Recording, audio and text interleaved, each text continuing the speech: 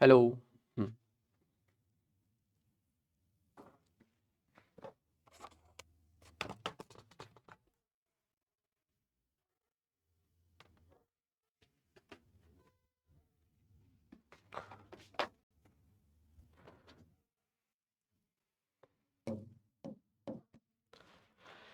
Hello बच्चों, चलिए start करते हैं, है ना। और देखो, लास्ट क्लास में अपन ऑलरेडी इस पेपर के कुछ क्वेश्चन डिस्कस कर ही लिए थे। काफ़ी सवाल अच्छे भी थे, है ना, जो कि आपको ऑफ कोर्स हेल्प करेंगे आने वाले एग्जाम में। नेक्स्ट अपन बात कर रहे हैं बेटा, एक मिनट। नेक्स्ट अपन देखेंगे अगले जो रिमेनिंग क्वेश्चंस थे उनको अपन देख लेते हैं, है ना। तो उसमें जो फर्स्ट क्वेश्चन अपने पास लिखा हुआ है, बोला गया है F x be defined by, F x इस तरीके से डिफाइन दे रखा है और हमें पूछा गया है कि कंटिन्यूस एक्स बराबर 1 पे एफ डैश ऑफ 3/2 प्लस ये सब पूछा गया है। आगे हमसे बोला है एफ एक्स जो है वो नॉन डिफरेंशिएबल है वगैरह वगैरह। तो कंटिन्यूटी एंड डिफरेंशिएबिलिटी की बात चेकिंग तो करवा ही रहा है एक्स बराबर 1 के अराउंड, और उसके बाद में कुछ चीज और पूछी गई है ना। तो एक एक करके अपन देख लेते हैं। तो देखो भाई, सबसे पहले अपन कंटिन्यूटी चेक करेंगे, क्योंकि देखो अच्छा एक और बात, ये इनकरेक्ट हमें सर्च करना है ना। बहुत बार क्या होता है कि अपने दिमाग में ये होता है कि सही वाला निकालना है, तो ये गलती बहुत होती है बच्चों से, है ना। तो इस पे भी बेटा अपन को थोड़ा कमांड अच्छे से पकड़ के चल रहा है। अगर बेटा मैं बात करूं लिमिट, जैसे मैं निकालता हूं, हमें मान लो कंटिन्यूटी चेक करनी है 1 पे, ठीक है। तो लिमिट एक्सटेंडिंग टू 1 माइनस पे देखोगे, तो 1 माइनस के लिए देखोगे तो ये वाला फंक्शन डील करेगा। और ध्यान सुनो, देखो भाई, इसी को एक बार रीराइट कर लेता हूं 1 के विसिनिटी में, है ना। 1 के नियर अबाउट अगर मैं ओपन करूं तो देखो अल्टीमेटली कैसा दिखेगा मुझे एफ एक्स। तो मैं आपको बता देता हूं, वो आएगा 3x। अब देखो x तुम्हारा लेस देन 1 है ना, तो 1 माइनस के लिए यहां से डीलिंग होगी। और अगर 1 माइनस बॉक्स के अंदर जाता है दोस्तों, तो ये जीरो बनेगा। ये बात समझ में, और ये एग्जैक्ट जीरो होगा, ये ऐसा नहीं कि ये जा रहा है आ रहा है, ऐसे कोई बात नहीं होगी, सीधी सीधे जीरो होगा। नीचे x पड़ा हुआ है, तो ये क्लियरली कट कटा के 3 बनेगा अगर when x is less then 1। और ऑफकोर्स 1 के विसिनिटी में बात हो रही, मतलब 1 के लेफ्ट, ऐसा नहीं कि भाई बहुत ज्यादा दूर चला जाएगा 1 से, है ना, जीरो वीरो का, ठीक है, नेबरहुड में बात कर रहे हैं। और अगर मैं x इक्वल टू 1 पे अलग से देखूं यहाँ पे, तो 1 डाल दो आप यहाँ पे, सीधे सीधे 1 1 कट गया, नीचे भी 1 ही आ जाएगा, तो ये सिंपल 3 बन गया। और अगर x ग्रेटर देन 1, 1 प्लस के लिए बात करूंगा तो 3 minus x square plus x, तो ये लिखा हुआ है, और नीचे 1 प्लस करूंगा तो 1 प्लस का ये भी 1 ही आ जाएगा। तो ये मान लो 3 minus x square plus x. अगर मुझे लिमिट निकालनी है तो देखिए रहा साहब, तो एलएचएल और फंक्शनल वैल्यू तो सेम ही है, बट आरएचएल और अगर मान लो आ जाए तो काम हो जाएगा। तो आप देख सकते हो कि एफ ऑफ 1 प्लस बी देखोगे तो ये भी बेटा 3 को ही जा रहा है। तो function F X is continuous, F X is continuous at X is equal to 1। X equal to 1 पे फंक्शन कंटिन्यूस है, तो ये वाली बात जो है वो एकदम सही है, पहला स्टेटमेंट। दूसरे में बोला गया एक्स बराबर 1 पर अवकलनीय है, sorry F X is not differentiable है कि नहीं है ना, अवकलनीय है अगर कोई हिंदी वाला है तो मोटा मोटा अपन कैसे करेंगे, सिंपल, अगर फंक्शन कंटिन्यूस है तो अपन डायरेक्ट डिफरेंशिएशन भी अप्लाई कर सकते हैं, या फिर आप चाहो तो आप बेटा R H D L H D भी इस्तेमाल कर सकते हो। बट सबसे अच्छा होता है अगर मान लो मैंने कंटिन्यूटी पहले ही निकाल ली है ना, तो आप वहां पे डायरेक्ट डिफरेंशिएशन से काम ले सकते हो, है ना। चलिए, तो डायरेक्ट डिफरेंशिएशन करेंगे, देखो ध्यान से। तो अगेन मैं फिर से 1 के ही विसिनिटी में बात कर रहा हूं, तो कोई लोड ही नहीं है। इधर का इसका डिफरेंशिएट करूंगा तो जीरो आ जाएगा, इसका करूंगा तो बेटा ये तो जीरो है ही सही। इधर से करूंगा, ध्यान से देखिएगा, 3 का तो जीरो हो जाएगा, और माइनस का 2x प्लस 1 ये आ जाएगा। अगर मैं देखूं कि अगर वो फंक्शन डिफरेंशिएबल भी होता 1 पे, है ना, तो आप देख सकते हो कि एफ डैश 1 प्लस जो आप निकालोगे दोस्तों, वो यहां से निकलेगा, जो कि कितना आ जाएगा, माइनस का 1 आ जाएगा। और एफ डैश 1 माइनस की बात करें तो वो जीरो है, तो ये तो कहीं से ही बराबर नहीं है, मतलब नॉन डिफरेंशियल फंक्शन होगा। तो ये बात भी एकदम सही लिखी हुई है, ये भी बोल रहे हैं कि नॉन डिफरेंशिएबल है। नेक्स्ट पार्ट में देखो बोला है एफ डैश 3/2 और एफ डैश जीरो। तो पहले तो एफ डैश जीरो, चलो एक बार सी को छोड़ो, डी पे आते पहले, है ना। डी में बोला है कि एफ डैश एक्स एक्स बराबर 1 पर, sorry F dash X is continuous at X is equal to 1, नहीं, एफ डैश 1 अगर कंटिन्यूस है, इसका मतलब क्या हुआ कि एफ डैश फंक्शन तो ये पड़ा, है ना, 1 के विसिनिटी में एफ डैश फंक्शन तो ये पड़ा। तो अगर एफ डैश 1 कंटिन्यूस है, इसका मतलब वो डिफरेंशिएबल हुई होता ही ना फंक्शन, वही तो हमने निकाला था बेटा, एफ डैश 1 प्लस कितना आया, -1 आया। और एफ डैश 1 माइनस देखोगे तो वो जीरो आ रहा है। तो अल्टीमेटली अगर दोनों ही बराबर होते तब जाके ये चीज हो पाती, तो वो तो गलती बोला है एफ डैश इज कंटिन्यूस, तो ये तो गलती लिखा हुआ है ना। तो यही बेटा अपना आंसर आ जाएगा। रही बात सी ऑप्शन की, तो देखो उसमें आपको चेक करना पड़ेगा। देखो एफ डैश 3/2, अब मेरे लिए एफ डैश एक्स ये काम नहीं करेगा यार, सुनिए ध्यान से। एफ डैश एक्स की मैं बात करूंगा, सॉरी एफ डैश 3/2 निकालना है, तो 3/2 वाली चीज मुझे यहां से मिलेगी, क्लियर है। और 3/2 कोई इंटीजर तो है नहीं, है ना, 3/2 तो इंटीजर है नहीं, तो बॉक्स जो है नाटक भी नहीं करेगा। नाटक इन द सेंस बॉक्स को दिक्कत होती है इंटीग्रल पॉइंट पे। ऊपर जो फंक्शन पड़ा है 3 minus x square plus x, वो तो एक पॉलिनोमियल, क्वाड्रेटिक पॉलिनोमियल है जो कि हमेशा कंटिन्यू डिफरेंशियल होता ही होता है। नीचे वाला जो फंक्शन है अगर आप ध्यान से देखो तो वो इंटीग्रल पॉइंट पे ही कंटिन्यूस एंड डिफरेंशिएबल होगा, सही है ना। तो मुद्दा क्या है, नीचे वाला फंक्शन जो हमारे पास पड़ा है बॉक्स ऑफ एक्स, अगर हम वो 3/2 की विसिनिटी में देखते भी है ना, तो आप देख सकते हो कि अल्टीमेटली वो वैल्यू जो आएगी वो 1 ही आएगा, ठीक। तो एफ डैश 3/2 बहुत आराम से यहीं से निकल जाएगा, है ना। तो यहीं से निकालोगे तो ये -2x प्लस 1 ही आएगा, और 3/2 यहाँ डालता हूं तो माइनस का 2 इंटू 3/2 प्लस 1 बनेगा, 2 से 2 कट गया तो -3 प्लस 1 जो आएगा माइनस का 2 आ जाएगा, समझ गए, तो ये -2 बन जाएगा। अच्छा, उसके बाद अगर आप देखिएगा अगला क्या बोला गया हमसे, एफ डैश 0 निकालना। अब 0 के लिए हमें देखो किधर जाना पड़ेगा, ऑफकोर्स इस तरफ वाले में, इससे डीलिंग होगी 0 पे ना। इसमें देखिएगा आप तो 0 की विसिनिटी में अगर आप देखते हो तो देखो ध्यान सुनिएगा, 3 when x tending to 0 minus, तो 0 माइनस के करस्पॉन्डिंग आप देखोगे तो 0 माइनस का जो GIF होगा दोस्तों वो माइनस का 1 बनेगा, ठीक। तो ऊपर आएगा कितना 3x माइनस ऑफ -1 प्लस 1 और नीचे x आ जाएगा। और जब मैं x टेंडिंग टू 0 प्लस की बात करूंगा, समझ रहे हो, आप डायरेक्टली नहीं लिख सकते यहाँ पे कुछ भी डिफरेंशिएट मार के। F X tending to 0 plus की मैं बात करूंगा तो 0 प्लस पे देखो ये वाली जो यहाँ पे डालूंगा तो वो 0 ही आ जाएगा, तो वो 3x अपॉन एक्स सिंपली 3 बनेगा, ठीक। तो एफ डैश 0 अगर मुझे निकालना है तो RHD LHD का कार्यक्रम यहाँ से देखना पड़ेगा, जो कि आप बहुत आराम से देख रहे होगे कि अगर मैं डिवाइड करूँ तो 3 बन गया और प्लस का 1/x बन गया। तो मुद्दा क्या कहता है कि यहाँ पे तो 1/x का चक्कर चल गया ना, ठीक है। तो आप डिफरेंशिएट जब मारोगे इसको, वैसे तो डिफरेंशिएट अगर आप मारता हूँ, क्या मैं बोलता हूँ कि कंटिन्यूस है फंक्शन, तो आप देखोगे भाई ये तो 3 plus 1 upon X X tending to 0 minus पे माइनस इन्फिनिटी को शूट हो जाएगा। और ये 3 में तो ये कंटिन्यूस है, तो आप डायरेक्ट डिफरेंशिएशन तो कर नहीं सकते। फिर अपने पास जो तरीका बचता है वो RHD LHD का बचता है ना, तो उस पर जाने की जरूरत ही नहीं है। तो मुद्दा क्या है, ये तो पूछना ही एक तरीके से इलीगल है ना। तो अब पूछ लिया तो अब क्या ही कर सकते हैं, बट ये पूछना सही नहीं है, ये समझ में आपको आ चुका होगा, क्योंकि फंक्शन जो है वो दिख रहा है आपको 0 पर डिफरेंशिएबल ही नहीं है, सीधे कंटिन्यूस ही नहीं दिख रहा आपको, है ना, लिमिट एग्जिस्ट नहीं कर रही। तो वैसे तो चलो ठीक है, बेस्ट चॉइस लगानी है तो डी लगा दो इनकरेक्ट में, है ना। नेक्स्ट देखिए द सम ऑफ द, क्योंकि इसमें ये तो क्लियरली दिख ही रहा है ना, F dash is continuous at x equal to 1, ये तो गलत ही है, तो गलत है मतलब यही टिक करना था। Next question, the sum of the following series, ये हमारे पास दे रखी है अप टू 15 टर्म तक, हम बताना। अगर हम पैटर्न को ऑब्जर्व करने चले तो देखो भाई ध्यान से, थर्ड टर्म में क्या हो रहा है, थर्ड टर्म में 1 square plus 2 square plus 3 square है, मतलब पहले 3 नेचुरल नंबर के स्क्वायर का सम पड़ा हुआ है। ऊपर देखो जो 9 चल रहा है, ये 9 12 15 आपको दिख रहा है, ये 3 इंटू 3 बोल सकते हो, और ये बेटा 3 इंटू 4 है, ये 4 का कनेक्शन है कि फोर्थ टर्म में है ना, ये 3 का कनेक्शन है थर्ड टर्म में। ऐसे ही देखो ये पैटर्न दिख रहा है, ये फिफ्थ टर्म में। तो मोटा मोटा अपन को समझ में आ गया कि ये 3 इंटू 3 इस तरीके से, है ना। और नीचे जो 7 लिखा हुआ है ध्यान से देखिएगा, 7 9 11, तो ये दो दो के अंतराल से बढ़ता जा रहा है और सारे के सारे ऑड नंबर पड़े हुए हैं।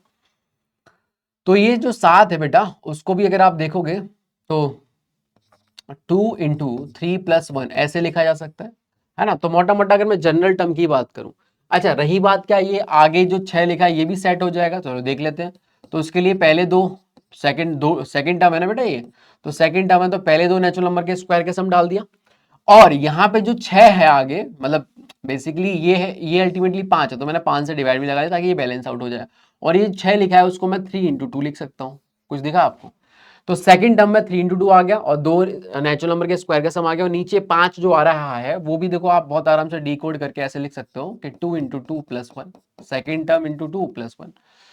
आई बात समझ में। ऐसे ही इस 1 को भी अपन सेट कर सकते हैं, देखिए भाई। तो ये तो क्या आ जाएगा, 1 का स्क्वायर आ गया, ठीक है, ये तो कोई लोड है ही नहीं, बाकी 3 इंटू 1 आ गया, और नीचे हम क्या करेंगे भैया 2 इंटू 1 प्लस 1, ये तो डालेंगे सही, देख लीजिए। तो अल्टीमेटली फर्स्ट टर्म भी सेट हो गया, ये तीन कट गया और 1 तो था ही, है ना। तो जनरल टर्म हम बहुत आराम से लिख सकते हैं दोस्तों, क्या होगा जनरल टर्म, टी आर। तो टी आर टर्म में बात करी जाए तो देखो भाई यहाँ पे जो आ रहा है वो, जैसे थर्ड टर्म है तो 3 नेचुरल नंबर के स्क्वायर का सम आ रहा है, तो आरथ टर्म की बात करें तो भाई आर नेचुरल नंबर के स्क्वायर का सम आएगा। तो वो हमारे पास दोस्तों क्या हो जाएगा, sigma of are square, clear है, सिग्मा ऑफ आर स्क्वायर, ये तो ये हो गया। नेक्स्ट 3 तो सभी में चल रहा है और सेकेंड टर्म में 2 था तो आर एट टर्म में आर हो जाएगा। नीचे हमारे पास देखो क्या आएगा 2r+1, बस खत्म बात, ये जनरल टर्म आ गया। अब आप देख लो इसको ओपन करके, ये सिग्मा ऑफ आर स्क्वायर कितना बनेगा, r into R plus one into 2r+1/6 आ जाएगा और नीचे हमारे पास एक 2r+1 और पड़ा हुआ है, ये इससे कटेगा ही कटेगा और ये आ गया 2, तो अल्टीमेटली हमें मिला r स्क्वायर इंटू r+1/2। तो ये बेटा हमें टी आर मिल गया, समझ रहे हो। अब हमें जनरल टर्म आ चुका है, बस इस पे सिग्मा लगा देंगे तो हमें बोलो एस एन मिल जाएगा। तो जैसे हमें एस एन निकालना है दोस्तों, तो S N will be equal to क्या हो जाएगा, sigma of T R, R equal to 1 से लेके एन, एन की वैल्यू बाद में 15 डालते रहना आप। तो देखो भाई यहाँ पे कितना आ जाएगा, अच्छा इसको एक बार चाहो तो ओपन करके लिख दो, ये आ जाएगा आर क्यूब मल्टीप्लाई कर दिया plus r square by two, तो ये इस पे सिग्मा लगाओगे आप, है ना, sigma of are cube, sigma of are cube by two आ जाएगा प्लस अगला आ जाएगा 10 sigma of are square by two. इसका भी फॉर्मूला आप क्या पता होता है, आर इक्वल टू 1 से लेके एन चल रहे हैं, आर इक्वल टू 1 से लेके एन चल रहे हैं, तो S N will be equal to 1/2 बाहर कर दो। ये देखो कितना आएगा, आर क्यूब का मतलब बेटा क्या हो गया, sigma of are cube N into N plus one into sorry N into N plus 1/2 का होल स्क्वायर, याद है formula, N into N plus 1/2 का होल स्क्वायर, मतलब ये आ गया plus 1/2 into sigma of are square कितना होता है, N into N plus 1 into 2n+1/6, ये बनेगा। ठीक है, तो फाइनली ये आ गया, बस इसमें एन के उठा के आप 15 डाल दीजिए, अपने को जवाब मिल जाएगा। थोड़ा कैलकुलेशन करने के लिए कॉमन वॉमन ले लीजिए, जैसे एन कॉमन ले लिया, ठीक है, और n+1 कॉमन ले लिया, ठीक है, और देखो भाई चार भी कॉमन आ जाएगा, वो भी ले लिया, तो फाइनली अंदर देखो कितना बचेगा, N square plus N by two, ये समझ में आया क्या हुआ, N square plus N by two multiply करके लिख दिया और ये हो गया। यहाँ से अपन ने 4 कॉमन लिया तो एक 3 बचा होगा यहाँ पे, है ना, और एक 2n+1 भी बचा होगा ऊपर और नीचे 3। तो थोड़ा ढंग से देख लीजिए, n इंटू एन प्लस 1/4 आ गया, उसके बाद एलसीएम एलसीएम लोगे तो 6 आ गया, 3n स्क्वायर आ गया प्लस का 3n आ जाएगा बेटा, और ये आ गया 4n प्लस का, ठीक है ना, 2 आ जाएगा, कुछ इस तरीके से बनेगा। तो फाइनली आप देखोगे n इंटू एन प्लस 1/4 ये आ गया, और यहाँ पे अपने पास जो बनेगा वो आ गया 3n square plus 7n plus 2 divide by 6, ठीक है। और देख लेना, अच्छा आगे फर्दर ये फैक्टराइज हो जाएगा, 3 दूनी 6, मल्टीप्लाई करें 6 आए, ऐड करें 7 आए, तो 6 और 1, ठीक है ना, आगे फैक्टर करके एन के वैल्यू 15 डाल देना, तो S50 निकल जाएगा। आगे इसके आगे बेटा आप कर लेना, अब इसमें कुछ ज्यादा बचा नहीं है। नेक्स्ट क्वेश्चन देखें, बोला गया है F be a differentiable function such that F dash X बराबर ये दे रखा है। तो एक काम करो, एफ एक्स को मैंने बेटा वाई बोल दिया, तो देखो एफ डैश एक्स जो है वो मेरा क्या हो गया, D Y by D X हो जाएगा, सही है। तो अपने पास जो डिफरेंशियल इक्वेशन है दोस्तों वो आ जाएगी D Y by D X बराबर 7-3/4 वाई बाई एक्स, है ना। इसको इधर लेके आए तो d Y by D x आ गया, और ये आ जाएगा y कॉमन लेके 3/4x बराबर 7। देख लीजिए कुछ नहीं करा, इसको इधर ले आया, y को अलग दिखाया और ये 3/4x ही अलग दिखा दिया। अब आप देख सकते हो ये अपनी क्या होगी बेटा, लीनियर डिफरेंशियल इक्वेशन है dy बाई dx में, है ना। तो आप इसको आप क्या बोल सकते हो, ये अपना वही px हो गया और ये अपना वही q ऑफ x हो गया, ठीक। अब आप यहाँ पे इंटीग्रेटिंग फैक्टर निकालिएगा, तो देखिए भाई इंटीग्रेटिंग फैक्टर कितना आ जाएगा दोस्तों, e की पावर में इंटीग्रेशन ऑफ 3/4x dx आ गया, तो ये बनेगा कितना, e की पावर 3/4 कॉमन लिया, 1/x का करेंगे तो वो ln ऑफ x आ जाएगा। तो देखो ये 3/4 इसके माथे जाएगा, तो ये आ जाएगा e की पावर ln ऑफ x की पावर 3/4, तो यहाँ पे e मैच होते हुए ये x की पावर 3/4 आ जाएगा। तो IF दोस्तों हमारा निकल आया कितना, x की पावर 3/4, ठीक। अब अगर x की पावर 3/4 ये आ चुका है, आगे की कार्रवाई अपन यहाँ पे कर लेते हैं। सॉल्यूशन लिखने के लिए क्या लिखते हैं दोस्तों, y इंटू इंटीग्रेटिंग फैक्टर जो कि x की पावर 3/4 हो गया, and this is equal to 7 into X की पावर 3/4 इंटू डी एक्स, याद है solution, y into integrating factor is equal to integration of q of x into integrating factor, तो y into X की power 3/4 हो गया, and this is equal to 7x की power, देखो 3/4 plus 1 add होगा ना तो 7/4 आ जाएगा। तो 7/4 इधर आ गया तो नीचे भी एक 7/4 आ गया, 7 कट गया प्लस इंटीग्रेटिंग कांस्टेंट c। तो y इंटू एक्स की पावर 3/4 बराबर 4x की पावर 7/4 प्लस c ये बनेगा। अब आप देखें कि हमें क्या बोला है, f of 1 is not equal to 4। अच्छा, limit X tending to 0 x into F of 1/x की बात चल रही, क्लियर है? ठीक है, देखिए भाई सबसे पहले एक काम कर लेते हैं अपन यहाँ पे, y बराबर इससे डिवाइड लगाइए तो 4 इंटू 3/4 घटेगा है ना, तो 7/4 में से 3/4 घटेगा, 4/4 बचेगा, मतलब 1 बचेगा, तो 4x प्लस सी अपॉन एक्स की पावर 3/4 आ जाएगा। तो जो एक तरीके से एफ एक्स है ना बेटा, वो ये आ गया अपने पास 4x प्लस सी अपॉन एक्स की पावर 3/4। अब जैसे हमसे एफ ऑफ 1/x करवा रहा है तो x को 1/x से रिप्लेस करेंगे तो 4/x आ जाएगा, प्लस सी इंटू यहाँ पे 1/x डालूंगा ना तो x की पावर 3/4 ऊपर चला जाएगा, ऐसे चला जाएगा। तो ये एफ ऑफ 1/x आ गया। अब हमें लिमिट निकालनी है x से मल्टीप्लाई करके, तो एक काम करो इसमें x से मल्टीप्लाई भी हाथों हाथ कर देते हैं। तो देखिए भैया, limit x tending to 0 plus, ठीक है, और x से मल्टीप्लाई किया तो ये आ गया कितना, 4 प्लस, यहां भी x से मल्टीप्लाई करूंगा तो c इंटू एक्स की पावर 7/4 आ गया, ठीक है। और ये लिमिट हमें निकालनी है, क्लियर है? अब देखो भी ध्यान से, x जब 0 को जाएगा तो ये 4 बनेगा, ये भी हमारा कितना होगा बेटा, 0 को चला जाएगा। तो अल्टीमेटली c अगर फाइनाइट वैल्यू आती है ना, तो जाहिर सी बात है कि ये पूरी की पूरी चीज 0 को चली जाएगी और काम हो जाएगा। अब रही बात c, देखो इन्होंने क्या बोला है, f of 1 is not equal to 4, मतलब अगर मैं ये करके देखता हूँ, देखो भाई ध्यान से, c नॉट डिफाइन कब हो सकता था, वही चीज शायद इन्होंने मना करी होगी। देखो x की वैल्यू 1 डाली तो y वैल्यू 4 होगी, तो 4 बराबर 4 प्लस सी, ठीक है, तो c बराबर 0 नहीं है, ठीक है, ये इन्होंने यहाँ पे बोला है, ठीक, क्योंकि अगर ये होता f ऑफ 1 की वैल्यू 4 होती तो c की वैल्यू हमारे पास 0 आ जाती, ठीक है। बट कोई फर्क नहीं पड़ता, अगर ये 0 नहीं भी है, मतलब ये तो भ्रमित करने के लिए कर रखा है, ये 0 नहीं भी है बट फाइनाइट है, तो ये तो 0 को जा ही रहा है ना, एक्सटेंडिंग टू 0 पर, तो ये ओवरऑल को 0 लेके चला जाएगा, तो इसकी वैल्यू 4 आ जाएगी, है ना, एग्जिस्ट एंड इक्वल टू 4 ए आ जाएगा, ठीक। नेक्स्ट देखें, आगे बोला गया है लिमिट एक्सटेंडिंग टू 0 और minimum of Y square minus का 4y प्लस 11। तो इसका तो आप सीधे सीधे पैराबोला का मिनिमम वैल्यू निकालना है तो आप परफेक्ट स्क्वायर बना के भी निकाल सकते हैं दोस्तों, ठीक है ना, ऐसे। ये समझ में आया क्या किया, ए स्क्वायर माइनस 2ab, बी का स्क्वायर ये आ गया 4 और प्लस 7 मतलब 11 में 4 हटा दिया, अलग कर दिया, तो ये बनेगा कितना, y माइनस 2 का होल स्क्वायर और प्लस 7, ठीक। अब इन्होंने कुछ मना वना तो करा है नहीं, है ना, तो कोई बात नहीं, मना वना इन द सेंस y कुछ भी हो सकता है। तो अगर मुझे इसकी मिनिमम वैल्यू निकालनी है तो आप समझते हो ये नॉन नेगेटिव में 7 जुड़ रहा है, तो मिनिमम वैल्यू कितनी आ जाएगी, 7, है ना।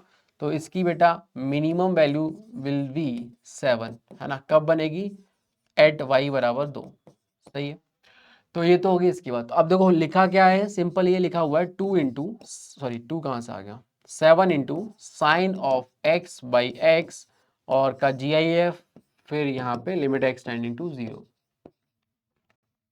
अब ध्यान सुनिएगा, जब x तुम्हारा 0 को जाता है ना, तो अगर ये बॉक्स नहीं होता तो आप पता है साइन एक्स अपॉन एक्स जो है सिंपली 1 को जाता, तो 7 इंटू 1 जो है वो 7 को चला जाता। बट दिक्कत क्या आ गई, अब GIF लगा दिया, तो यहाँ पे आपको ये देखना पड़ेगा दोस्तों कि हमारे पास ये जो साइन एक्स अपॉन एक्स है वो 1 को नीचे से अप्रोच करता है, ऊपर से अप्रोच करता है। तो साइन एक्स अपॉन एक्स आपको पता होगा कि साइन एक्स एक्स से छोटा होता है ना, तो साइन एक्स अपॉन एक्स का जो रेशियो आएगा वो भी एक से छोटा आएगा, है ना। तो 1 को अप्रोच करता है बट किधर से, नीचे की तरफ से अप्रोच करता है, क्लियर है।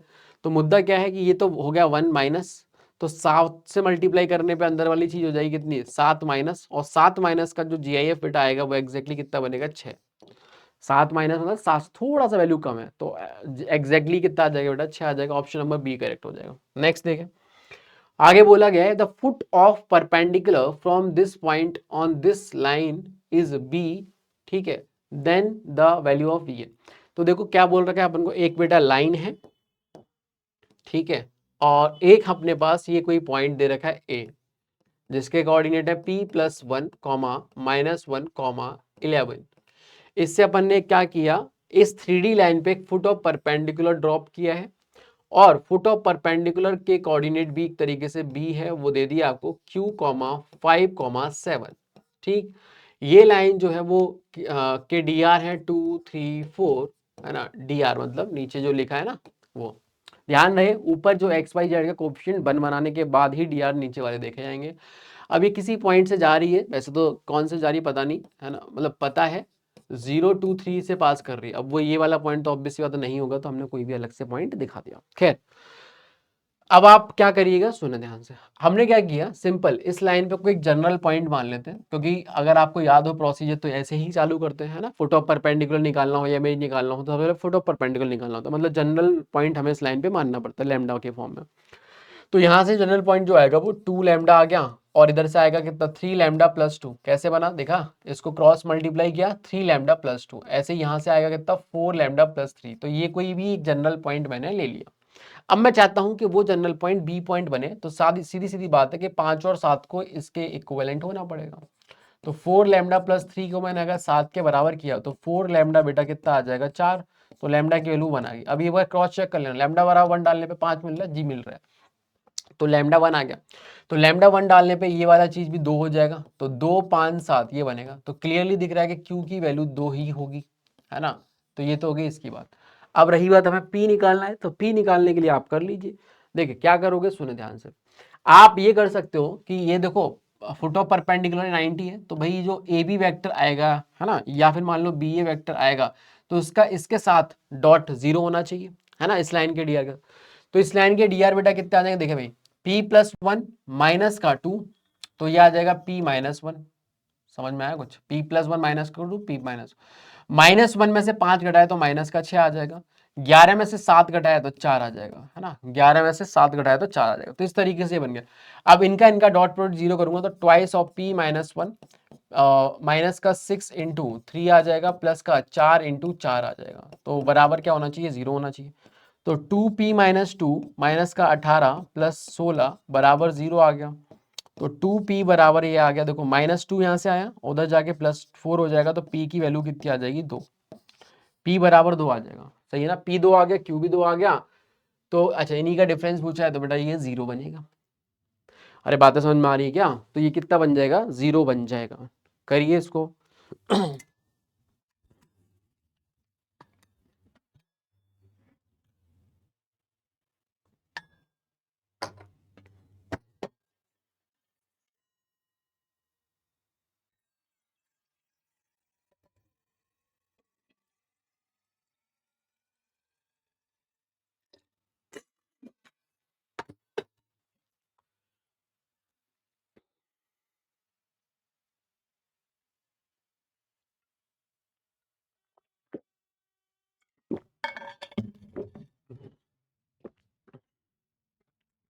चलिए भाई अगला क्वेश्चन देखें।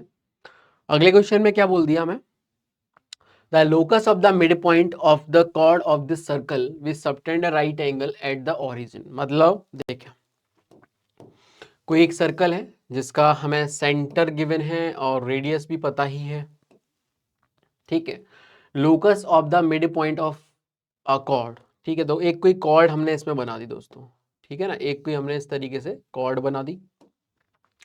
Locus of the mid point of the chord, है ना, तो मिड पॉइंट जो आएगा, है ना, वो ऑब्वियस सी बात है, अगर उधर ध्यान से देखूं तो ये ही आएगा कोई, मतलब अगर सेंटर से परपेंडिकुलर ड्रॉप करोगे तो वो जहां पे मिलेगा, है ना, वही मिड पॉइंट होता है, ठीक है। ये तो प्रॉपर्टी होती है एच कॉमा के, ठीक है। आगे बोला है, अच्छा रेडियस होगी 2, सेंटर है 0, 0। आगे हमसे बोला गया है सबटेंड राइट एंगल, अच्छा ये जो है वो 90 डिग्री का एंगल सबटेंड कर रही है, ठीक है ना, ये जो कॉर्ड है अपनी वो 90 डिग्री का एंगल सबटेंड कर रही है, मतलब ये वाला एंगल 90 डिग्री, आप समझते ही हो अच्छी से। अगर ये टोटल एंगल 90 है दोस्तों, तो ये 45 और ये 45 होगा ही होगा। कैसे, अरे कैसे क्या, ये देखो आप, ये इस ट्रायंगल का एंगल बाई सेक्टर भी बनेगा ही, है ना, समझ रहे हो। तो अल्टीमेटली ये हो गया 45, ये 45 हो जाएगा। तो अब आप कुछ मत करो इसमें, सीधे सीधे खेल खत्म कर दो, ये और ये इसमें लगा दो आप, क्योंकि ये तो पता ही ना 2 है, ठीक है। तो आप क्या कर सकते हैं, देखिए भाई ये वाली जो लेंथ है वो कितनी आ जाएगी, दिस इज इक्वल टू इनके इनके बीच की डिस्टेंस h-0 का स्क्वायर प्लस k-0 का square, and this is equal to 2 cos 45। समझ गए आप लोग। और जो कि बनेगा कितना √2। बस कुछ नहीं, स्क्वायरिंग करो, एच और के में रिलेशन ही चाहिए, तो आ गया एच स्क्वायर प्लस के स्क्वायर इज इक्वल टू 2। ठीक है ना, तो बस रिप्लेस कर दो, तो X square plus Y square is equal to 2, ये बेटा हमारा लोकस बनेगा। अब अननेसेसरी आप चाहो तो उससे कर सकते हो भाई, टी बराबर S1 लगा के नाटक, बट अगेन मैं फिर बता दूं, सर्कल एक बहुत अच्छी ज्योमेट्री है, बहुत सारे उसके प्रॉपर्टीज है, पता है हमें, है ना, तो हम बहुत बार जब बिना किसी और चीजों के भी काम करना चाहें तो जल्दी ही आंसर आएगा, ये ध्यान दें, क्योंकि सर्कल काफी अच्छी ज्योमेट्री है यार, आप समझो, है ना, तो बहुत सारी कैलकुलेशन अपनी ऐसे ही रूल्ड आउट हो जाती है। देखिए ऑप्शन नंबर सी करेक्ट है। नेक्स्ट क्वेश्चन देखिए, आगे बोला है if z is a complex number, ठीक है भाई, if z is a complex number satisfying this equation, तो देखो ये तो कुछ नहीं नाटक कर रहा है, ये सर्कल लिखा हुआ है z माइनस 1 प्लस आयोटा, है ना, और इसका ये दोनों तरफ स्क्वायर रूट ले लिया, तो स्क्वायर रूट ऑफ 2 करेंगे तो ये √2 आ जाएगा, समझ में आया। तो इस तरीके से हमारे पास ये आ गया, क्लियर है। तो एक सर्कल है ना, अगर मैं इसको कोऑर्डिनेट में लिखूं तो सेंटर इज 1 1 और रेडियस इज √2, तो x माइनस 1 का स्क्वायर हो गया प्लस y माइनस 1 का स्क्वायर हो गया, and this is equal to 2, है ना, √2 का स्क्वायर ऐसे लिखते हैं ना। तो ये हो गया सर्कल। अब कोई भी पॉइंट मैंने ले लिया, z जो है मान लो जनरल पॉइंट मैंने मान लिया, z बराबर कितना है x प्लस आयोटा वाई, ठीक है, z कितना है x प्लस आयोटा वाई, ठीक। तो हमारे पास जो ओमेगा ये बोल रहे हैं वो है भैया 2/z, है ना, मतलब x प्लस आयोटा वाई, तो ऊपर नीचे मल्टीप्लाई कर देता हूँ, x माइनस आयोटा वाई, और इधर भी कर दिया x माइनस आयोटा वाई से, तो आप ऊपर नोटिस करोगे वो आएगा 2x माइनस 2 आयोटा वाई, और नीचे देखो भाई क्या बन जाता है, सभी को पता होगा, है ना, जेड जेड बार, तो जेड मॉड जेड स्क्वायर हो जाता है, तो X square plus Y square. ठीक है, तो ये हो गया बेटा क्या हमारे पास दोस्तों, ओमेगा हो गया। अब ध्यान सुनिएगा, ओमेगा जो आएगा, ठीक है, वो कितना आएगा, अल्फा, मान लीजिए alpha plus beta into iota, इस तरीके से लिखा हुआ है, तो इसका रियल पार्ट हमने कंपेयर किया, तो अल्फा बराबर कितना आ गया 2x upon X square plus Y square. ऐसे ही मैंने अगर इसका बीटा वाला पार्ट, इमेजिनरी पार्ट कंपेयर किया, तो वो कितना आएगा माइनस का 2y upon X square plus Y square, right है। तो ये आ गया। अब देखो इसी को एक काम करो, ये वाला चीज कहाँ से क्रिएट हो सकता है, अगर मैं इसको ओपन करूं तो ये आएगा X square plus Y square minus का 2x माइनस का 2y प्लस का 2 आएगा, देख पा रहे हो आप लोग, अरे +1 + 1 2 आएगा, और इधर भी है तो वो तो 0 होगा, तो दिस इज इक्वल टू 0, ऐसे बनेगा। तो इसको उधर ले जाते हैं, तो ये देखो X square plus Y square बराबर आ गया twice of X plus Y, clear है। तो अच्छा, ओके, अगर मैं X square plus Y square से डिवाइड लगाऊं तो 2x के नीचे X square plus Y square, और ये 2y के नीचे X square plus Y square. अब देखो मैं ये वाली चीज इस्तेमाल कर सकता हूँ, बट ये देखो जुड़ने पे 1 आता है ना, तो अपन क्या कर सकते हैं दोस्तों, जोड़ने के लिए राइट हैंड साइड वाले को हमें घटाना पड़ेगा, है ना, मतलब अगर मैं अल्फा में से बीटा घटाता हूं तो दोस्तों आप समझ रहे हो, दिस माइनस दिस होगा तो ऊपर जुड़ जाएगा 2x प्लस 2y, और नीचे आ जाएगा कितना X square plus Y square, तो ये तो 1 ही है, तो alpha minus beta is X, sorry alpha minus beta is equal to 1, तो भाई हमें यही तो चाहिए था। तो कोई भी जनरल पॉइंट ओमेगा को आपने अल्फा को बीटा मान लिया, एच को के भी बोल सकते हो, फिर अल्फा को रिप्लेस कर दो एक्स से और बीटा को रिप्लेस कर दो वाई से, तो एक्स माइनस वाई बराबर 1, तो ये बेटा हमारा जो आंसर है आ जाएगा, ये लोकस इसका बनेगा। ठीक है, तो क्या लोकस आएगा, X minus Y is equal to 1, मतलब ए ही आ जाएगा। अरे समझ गए क्या, इस तरीके से आपको यहाँ पे काम करना पड़ेगा। चलिए नेक्स्ट क्वेश्चन देखें। आगे बोला गया है let a1 a2 a3 a and B a finite arithmetic sequence, ठीक है, और जहां पे a4 प्लस a7, ठीक है भाई, प्लस a10 आपको दे रखा है कितना, 17 दे रखा है, ठीक है। तो कुछ नहीं, आप तो क्या करो भाई, जो भी एपी है उसका फर्स्ट टर्म मैंने स्मॉल ए मान लिया और कॉमन डिफरेंस डी मान लिया, है ना, तो फोर्थ टर्म में क्या लिखूंगा, a प्लस 3d, और ये आ जाएगा कितना a प्लस 6d, मतलब ऐसे ही कर दो आप, तो डायरेक्ट क्या प्रॉपर्टी लगाओगे, a प्लस 9d बराबर 17 आ गया। तो यहाँ से 3a प्लस, देखो 6 और 3 9 दूनी 18 18 d बराबर 17, ये आ जाएगा, सही बात है।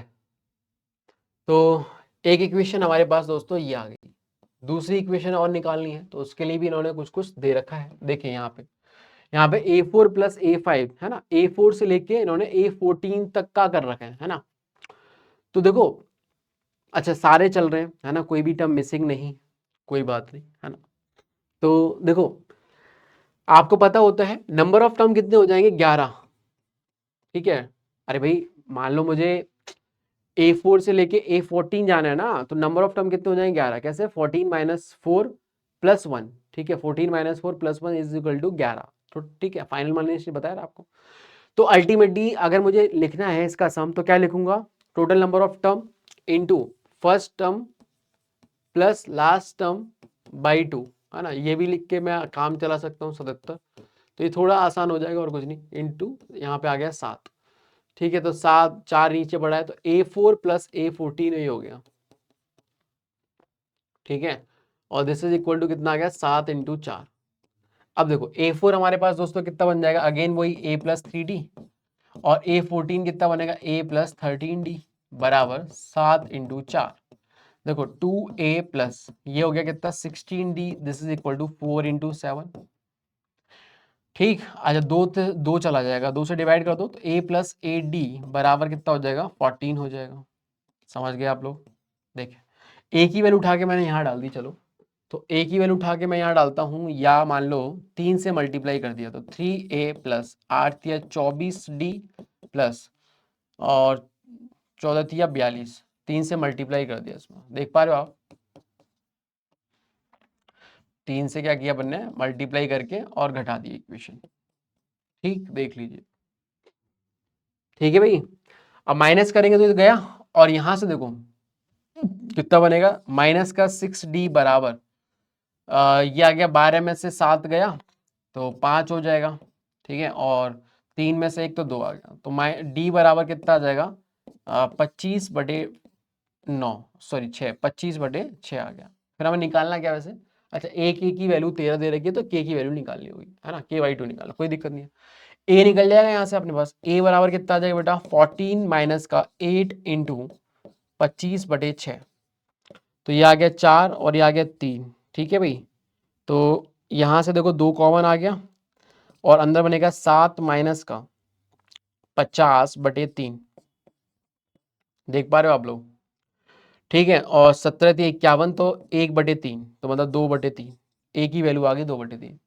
फिर अपन देख लेते हैं ए के इज ये है, तो ए के बेटा कितना बनेगा देखे भाई, ए के बराबर इज 13, तो ये आ जाएगा कितना first term plus K-1 into common difference बराबर 13, ए की वैल्यू इज 2/3 और यहाँ पे K-1 इंटू डी की वैल्यू जो है वो 25/6 दे रखी है, and this is equal to 13।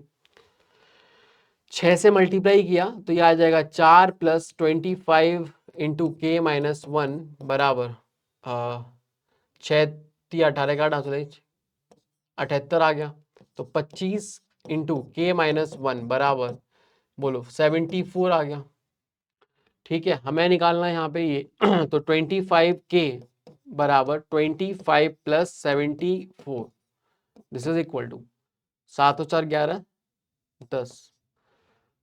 मुझे लगता है कि कुछ अपन ने गड़बड़ कर दी है ना।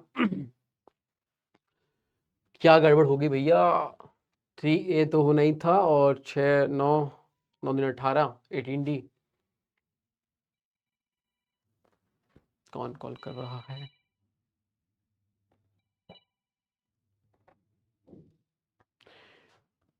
ठीक है भाई। मेरे ख्याल से कोई कैलकुलेशन की मिस्टेक होगी, एक बार चाहे तो आप चेक कर लेना, ऐसा जैसे कोई बड़ी दिक्कत यहाँ पे है नहीं। 2 कॉमन लिया था यहाँ पे, तो 7 माइनस का 50/3 17×3 = 51, सॉरी 7×3 = 21 बनेगा ना यार, हाँ यही गड़बड़ होगी, 7×3 = 21, तो 21 माइनस 50 है ये भाई साहब, तो 21 माइनस 50, ठीक। तो माइनस का 29 इंटू 2/3, मतलब ये कैलकुलेशन करनी पड़ेगी यार आपको, ठीक है। आप देख लेना यहाँ पे, है ना, बाकी तो कुछ है नहीं इसमें करने लायक, है ना। यहाँ से एक ही वैल्यू निकल आएगी और उसके बाद में आप निकाल सकते हो। चलिए ठीक है भाई, नेक्स्ट क्वेश्चन देखें। आगे बोला गया है a biased coin has sorry a biased coin that has a probability of getting head, ठीक है। तो वाइज्ड कॉइन है, probability of getting head is P, ठीक, probability of getting head is P, ये तो हो गई इसकी बात, है ना। आगे बोला is tossed until a head appear on the first time, ठीक है। तो अगर मैं बोलूँ टेल की प्रोबेबिलिटी क्या होगी, तो फिर वो 1 माइनस पी हो जाएगी। ये बात समझ में आती है आपको, क्योंकि या तो हेड आएगा या टेल आएगा, है ना, बट ये वाली बात है, तो 1 होगी दोनों की मिला के प्रोबेबिलिटी। नेक्स्ट देखें, आगे बोला है तब तक उसको उछालते रहे जब तक कि बेटा हेड नहीं आ जा रहा है ना। अच्छा, आगे इन्होंने और क्या बोला है, if the probability that the number of tosses required is even, है ना, इज 2/5, ठीक है, number of tosses required is even is 2/5, तो 9p की वैल्यू हमें बतानी है। देखो भाई कैसे करोगे, सुनो भाई, प्रोबेबिलिटी ऑफ हेड हमें चाहिए और कितने इवन टाइम्स चाहिए, मतलब इवन थ्रो में हमें बेसिकली एक तरीके से चाहिए। तो देखो उसके लिए क्या होगा भाई, पहले तो ऑब्वियस सी बात है कि हेड नहीं आया होगा, तो 1 माइनस पी। एक काम करो, 1 माइनस पी को थोड़ा देर का क्यू मान लेते हैं, इतना बड़ा बड़ा लिखना पड़ेगा, ठीक है ना, इसको क्यू बोल दिया।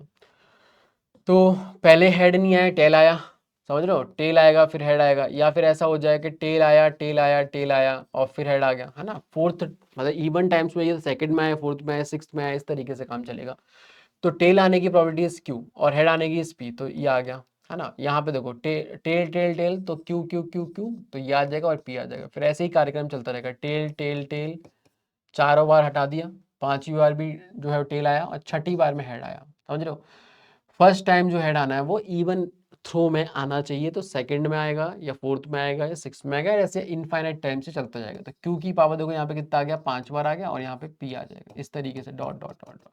तो ये आप ध्यान से देखिएगा तो इनफाइनाइट जीपी आपको दिखने लगेगी। देख लीजिए आप, कॉमन रेशियो इसका बेटा कितना आएगा, सी आर बराबर, इसको इससे डिवाइड करिएगा तो क्यू स्क्वायर बनेगा, देख पा रहे हो आप लोग। ऐसे देखो, इसको इससे डिवाइड करोगे, पी पी कट जाएगा तो क्यू स्क्वायर बचेगा। तो हमारे पास क्या आ जाएगा, first term is Q upon P और नीचे आ जाएगा 1 minus Q square and this is equal to, है ना, इनफाइनाइट जीपी का फॉर्मूला आ गया। और ये हमें दे रखा है इस 2/5 है ना, तो क्रॉस मल्टीप्लाई वगैरह कर लेंगे। अच्छा, उससे पहले हमने क्या किया, क्यू की वैल्यू निकालना, तो हम उनको पी है ना, तो क्यू सब्स्टिट्यूट कर देते हैं हाथों हाथ। तो 5 into P into Q is 1 minus P, this is equal to 2 into 1 minus 2 minus 2 into Q square आएगा, उसकी जगह मैंने 1 माइनस पी का स्क्वायर ऐसे लिख दिया। क्या मैंने सही लिखा है, एक बार क्रॉस चेक कर लीजिए, ठीक है। आगे देखो, अब ओपन कर लेते हैं इसको, तो ये आएगा 5p माइनस का 5p स्क्वायर बराबर 2 आ गया, माइनस का 2 into 1 plus P square minus का 2p आ जाएगा, सही है। तो ये आ गया 5p माइनस का 5p स्क्वायर बराबर 2 minus 2 minus 2p square plus का 4p आ जाएगा। सबको इधर लेके आगे या उस तरफ लेके चले जाओ, तो 5p स्क्वायर में से घटा दिया तो 3p स्क्वायर बनेगा, 5p इधर गया, है ना, तो माइनस का p बन जाएगा दोस्तों, और ये तो कट ही गया, दिस इज इक्वल टू 0। तो यहाँ से एक तो p बराबर 0 आएगा, जो कि नहीं है, मना कर रखा है ना, और p की वैल्यू एक और आ जाएगी, कितनी, 1/3 आ जाएगी, तो बस ये आ जाएगा। अपन को 9p रिपोर्ट करना है, तो 9p बेटा कितना हो जाएगा, 3 आंसर आ जाएगा। आई होप की बात आपको बेटा समझ में आ गई होगी।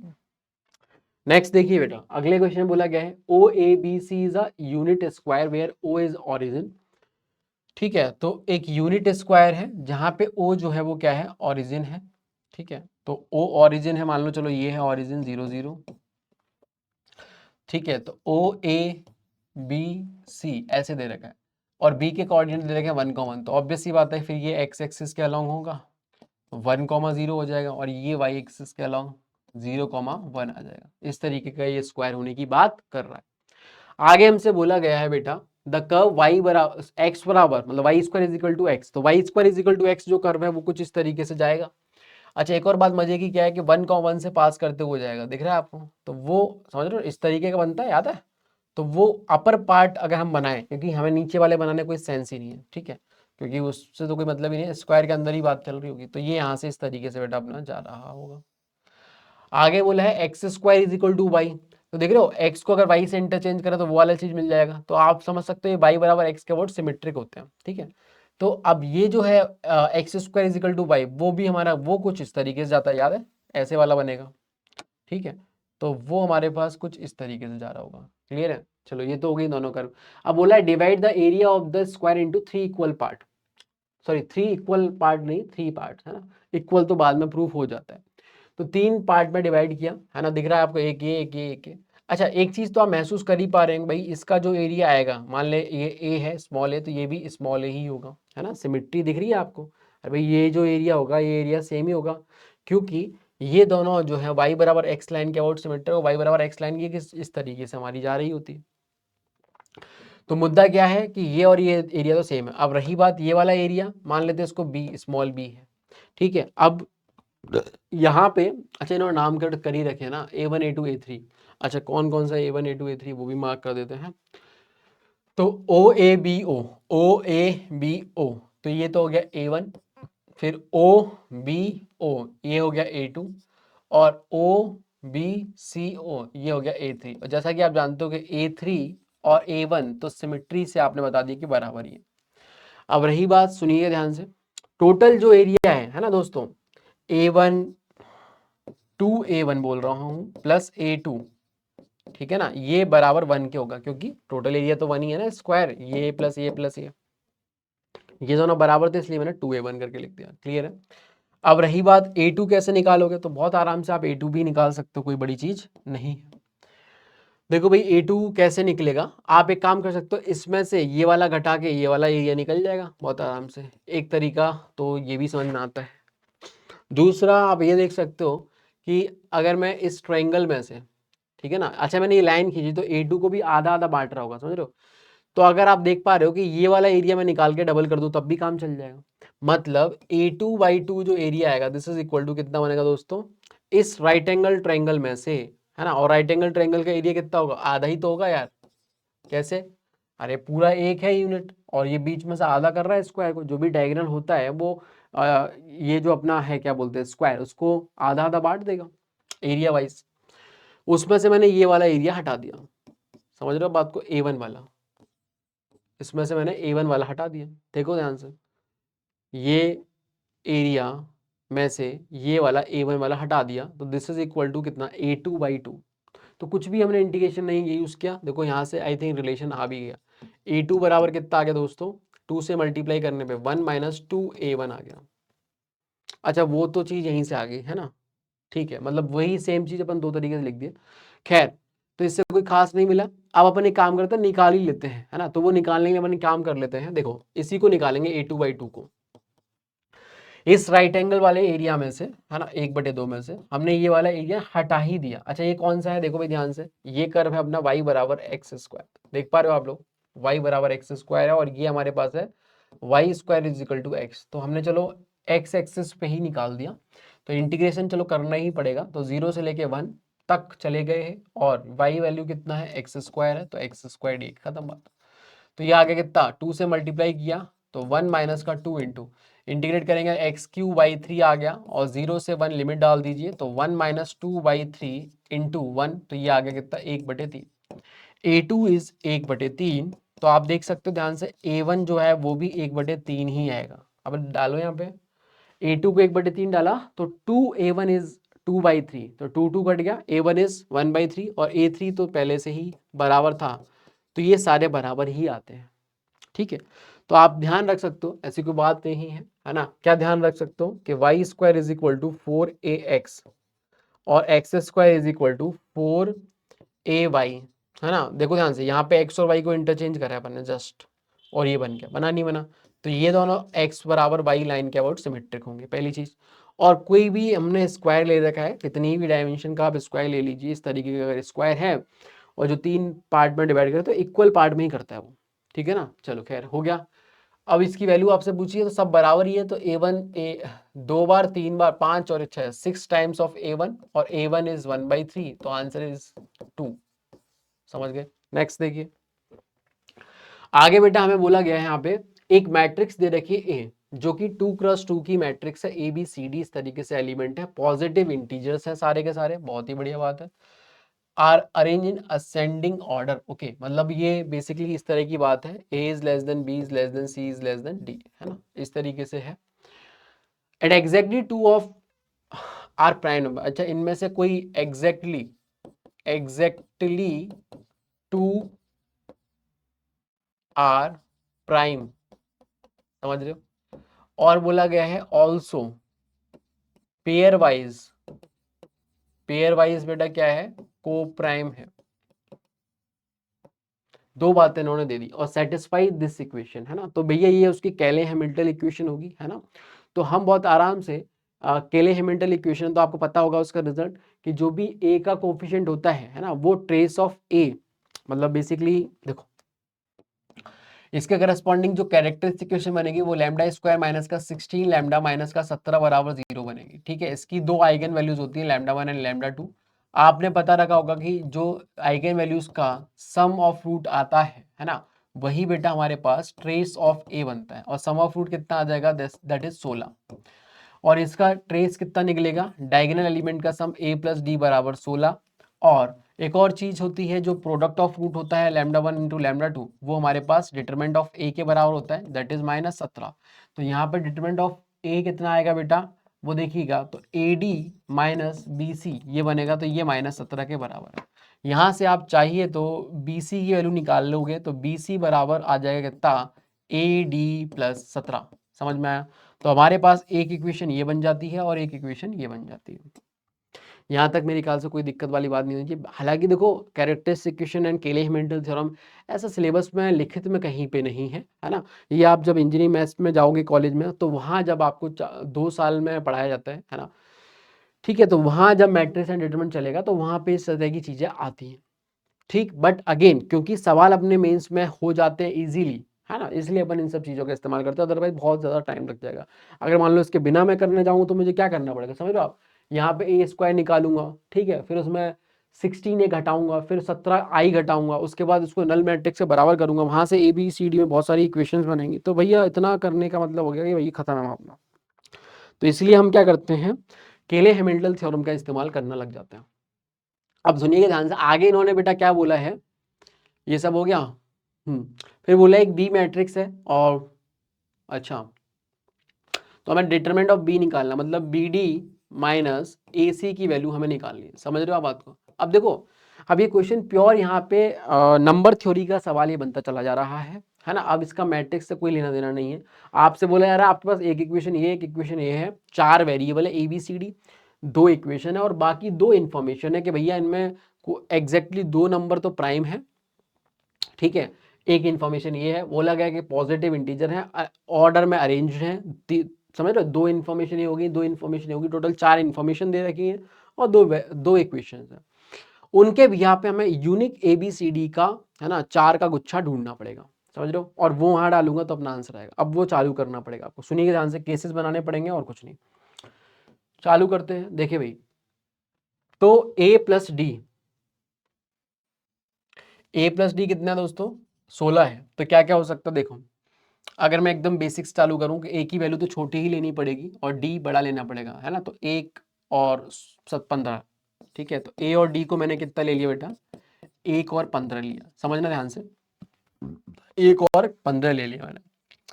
तो 1 और 15 लेने पे क्या हो रहा है, सुनिएगा, पहले तो यहीं पे देखो समझ लो, क्या मुझे आगे बढ़ना चाहिए इसके साथ, नहीं बढ़ना चाहिए, है ना। इसका मतलब क्या हुआ, क्या देखो, एक छोटा लेना था, ए डी को सबसे बड़ा लेना था, ठीक है, तो 1 और 15 मैंने ले लिया, ठीक है, इनका सम जो है बेटा कितना है, 16 है। तो ये वाली इक्वेशन सेटिस्फाई हो गई, ऑर्डर मेंटेन है, ठीक है। दूसरी बात, पॉजिटिव इंटीजर है।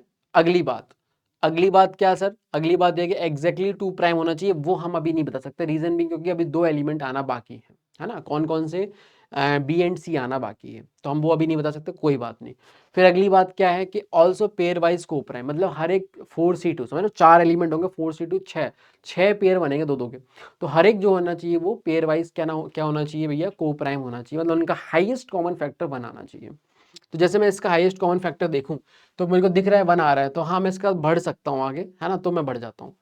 तो मतलब ये काफी की जनरेटिंग होगा कि भाई हम इससे आगे बढ़े कि नहीं बढ़े, तो चलो बढ़ जाते हैं।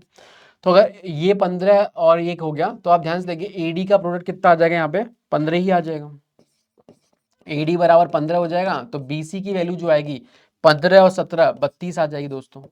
अब यहाँ पे देखो B और C के पास में ये रिश्ता है कि भाई B छोटा होगा, और एक और रिश्ता जनरेट हो चुका है कि 15 से भी छोटा होगा और 1 से भी बड़ा होगा। तो अगर मैं यहाँ पे B और C के पास ऑप्शन ढूंढूं तो बेटा कितना बनेगा, देखिए ध्यान से, तो अगर मैं B को 2 ले लेता हूँ तो C मेरा 16 हो जाएगा, तो 16 तो संभव ही नहीं है ना, क्योंकि 15 से बड़ा थोड़ी हो सकता है। तो फिर मैंने और देखा, है ना, B को 2 हटा के 4 देखा, तो 4 इंटू 8, 4 इंटू 8, 4 × 8 बोल लो, चलेगा कि नहीं चलेगा अभी पता चल जाएगा बेटा, है ना, अभी पता चल जाएगा। कैसे, देखो यहीं पे मामला फ्लॉप हो गया कि 4 और 8 को जैसे आप लोगों तो 4 और 8 का जो वो है क्या बोलते हैं HCF है, वो तो 4 आ गया ना यार, सॉरी 4 ऑफ इसका जो HCF है वो आ गया, एक तो नहीं है, दिख रहा है आपको, तो 4 आ गया। तो मुद्दा हमारे पास ये है कि भैया ये तो आगे बढ़ना ही नहीं है इसके साथ में, ये तो यहीं फ्लॉप हो गया, क्योंकि इनका जो HCF है वो कितना आ गया दोस्तों, 4 आ गया, जो कि नॉट इक्वल टू 1 है, तो को प्राइम वाली जो चीज़ है वो रद्द हो जाती है। तो ये तो गया। अगला केस अपन एनालाइज करेंगे इसी तरीके से। देखिए भाई, अब मैंने क्या किया, अगला ए और डी की वैल्यू मैंने अब एक काम करा, ए को बढ़ाया 2 करा और इसको एक घटाया, तो सॉरी इसको हाँ घटा दिया, तो ये 14 हो गया। इसको बढ़ाऊंगा तो इसको घटाना पड़ेगा क्योंकि सब तो मेंटेन रखना है, तो अभी भी 16 है। अच्छा, इसके बाद बढ़ने का कोई सेंस नहीं है क्योंकि 2 और 14 का आप देखोगे ना तो ये को प्राइम ही नहीं है ना, समझ रहे हो। तो ये मैं बात बोल रहा कि ये काफ़ी हमें सहायता करेगा कि भाई उसके साथ आगे बढ़ना भी है कि नहीं बढ़ना है, ठीक है, तो नहीं बढ़ना है। अगली चीज देखिएगा, अगली चीज बेटा हमारे पास और देखें, और देख लेते हैं। तो ये तो गया। नेक्स्ट जो है वो केस देखें भाई, ए और डी। अब अगर हमने इसको 3 कर दिया तो इसको 13 कर दिया, तो इनका जो HCF है दोस्तों वो 1 है, तो अब इनके साथ बढ़ा जा सकता है आगे। चलिए बढ़ते हैं। तो 13 तिया 39 हो गया, 39। तो AD की वैल्यू आ गई कितनी, 39। तो BC की वैल्यू जो आएगी वो आ जाएगी कितनी, 17 + 39, है ना, दिस इज इक्वल टू 9 और 7 16, और ये हो गया कितना 56। तो 56 हो गया, है ना। अब ध्यान से देखिएगा, B जो है वो C से छोटा भी रखना है और 13 से छोटा भी रखना है और 3 से बड़ा भी होना चाहिए दोनों। इस बीच अगर मैं देखूं 7 8 56 मेरे को तुरंत दिखते ही चमक रहा है और फिट भी हो रहा है, ठीक है। तो देखिए भाई 7 8 56 मतलब 3 और 7 और 8 और 13।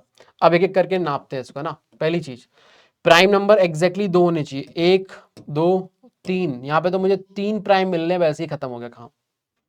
3 प्राइम मिल रहे हैं वैसे ही खेल खत्म हो गया, समझ में आया कि नहीं आया। अच्छा, आप ये भी देख सकते हो पैरेलली कि 56 और किसी तरीके से नहीं पाया जा सकता, सारी कंडीशंस को सोचते हुए कि ऑर्डर भी देखना है, पॉजिटिव इंटीजर भी देखना है ना, और को प्राइम वाली चीज भी हमें मेंटेन करनी है। तो यही एक मिलेगा और वो भी रद्द हो गया, रीजन बिंग कि 3 प्राइम मिल गए यहाँ पे, बट एग्जैक्टली 2 ही होने चाहिए था, ये भी गया, खत्म बात। अगला देखें और चलते हैं आगे। अब AD के साथ में और देखिए क्या होगा, 3 और 13 लिया, अब हमने 4 और 12 लिया, बोलो लेते ही इसको काट दिया क्योंकि 4 और 12 का HCF करोगे तो 4 आ जाएगा। नेक्स्ट अगर अपन देखें AD, अगर मैं दोस्तों यहाँ पे 5 लेता हूँ और इसको 11 कर देता हूँ तो आप देखोगे HCF तो 1 है, ठीक है। और और तो क्या, और तो चलो आगे देखते हैं। तो AD का प्रोडक्ट इज 55, ठीक है। तो BC की वैल्यू जो आएगी दोस्तों वो आ जाएगी 55 + 17, तो ये हो गया 7 और 5 12 और ये 62, नहीं 62 क्यों 72, ठीक है। 72 आ गया भाई, 72 आ गया। तो B और C आप जैसा जानते हैं कि 11 से छोटा 5 से बड़ा रखना है, तो 72 8 ने 72 ही समझ में आता है, तो ये वाली बात हमारी बैठ रही है। अब एक एक करके वही सब चेक, पहला हमने प्राइम ही चेक कर लिया, बोलो एक ये प्राइम है और एक ये प्राइम है, तो एग्जैक्टली 2 प्राइम वाला चीज तो गया। 5 और 8 का हम देखें, मतलब 5 के साथ देखिए, 5 के साथ 8 के साथ HCF इज 1, 5 का 9 के साथ HCF इज 1, 5 का 11 के साथ भी 1, 8 का 9 के साथ 1, 8 का 11 के साथ 1, 9 का 11 के साथ भी 1, ठीक है। 9 का 11 के साथ तो सब बैठ रहे हैं। अरे समझ गए क्या। तो जो 6 के 6 पेयर है सारे के सारे को प्राइम पेयर्स हैं, तो यही बेटा एक सिस्टम बैठेगा। हालांकि और आगे आप जाना चाहो जा सकते हो, कहाँ तक और जाओगे, वैसे 6 चले जाओगे और इधर 10 चले जाओगे, बोलो वैसे ही रद्द हो गया, ठीक है। वैसे तो अपना मोर देन 1 टाइप का होता तो फिर अपन ज़्यादा सोचते, क्योंकि अगर इंटीजर टाइप का है तो अपन आगे अब सोचने की जरूरत नहीं, क्योंकि ये हमें एग्जैक्ट पेयर मिल गया। अब इंटीजर में तो एक ही आंसर होगा ना, तो होपफुली आगे नहीं आ रहे होंगे, समझ रहे हो। खैर, तो ABCD की वैल्यू आ गई भैया, और क्या चाहिए, A आ गया, B आ गया, C आ गया और ये D आ गया। तो हमारे पास BD माइनस AC बराबर, BD is 88 minus AC is 9 पंजे 45, समझ रहे हो। तो ये आ गया 3 और ये आ गया 4, 43 बेटा इसका आंसर। तो ये सबसे टफ बोलूं और अच्छा सवाल भी यही है, मतलब इस पेपर का सबसे अच्छा सवाल मान सकते हो आप ये। ठीक है, क्योंकि इन्होंने देखो केसेस काउंट करना, ठीक है, ये चीज जेईई मेंस खूब पूछता है, इसमें कोई दो राय नहीं है, ठीक है, और उसको मैट्रिक्स में कैरेक्टरिस्टिक का इंटीग्रेट करके बढ़िया सवाल बनाया गया है। चलिए आगे देखते हैं। चलिए मतलब लास्ट क्वेश्चन है, देखिए बोला गया है if alpha and beta are the root of this equation,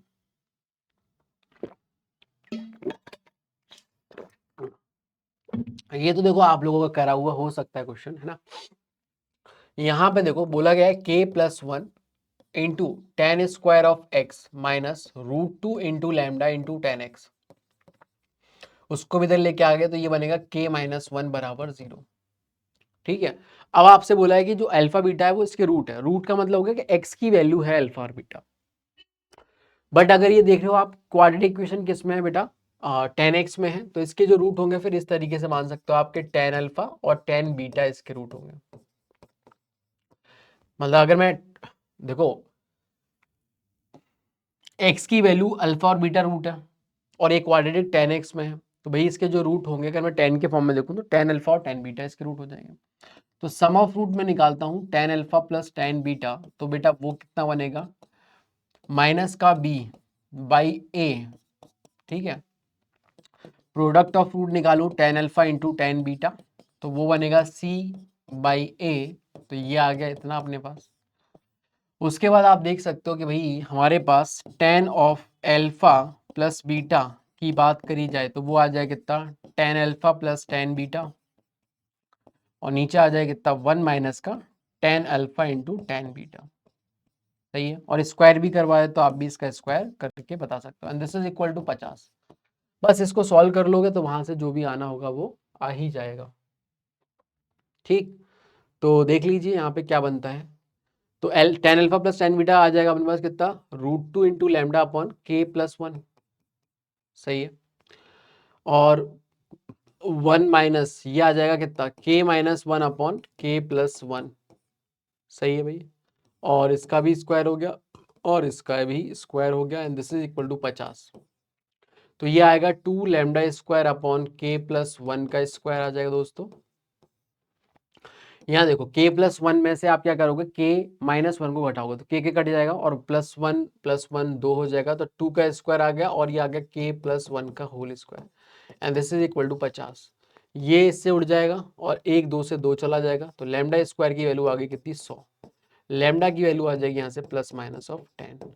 हमसे लैमडा की वैल्यू ही इन्होंने पूछी है, तो लैमडा की वैल्यू -10 तो भरना नहीं होगा, बट अगेन बताना चाहिए इनको कि लैमडा पॉजिटिव ही पूछा जाता है, तो ये ऐड ऑन कर सकते हो, तो लैमडा इज 10, ये आंसर आप डाल सकते हो, ठीक है। चलिए फिर ये लास्ट क्वेश्चन था, तब तक के लिए बाय बाय, और आपको अपने एग्जाम के लिए बहुत बहुत शुभकामनाएं, अच्छे से दीजिएगा।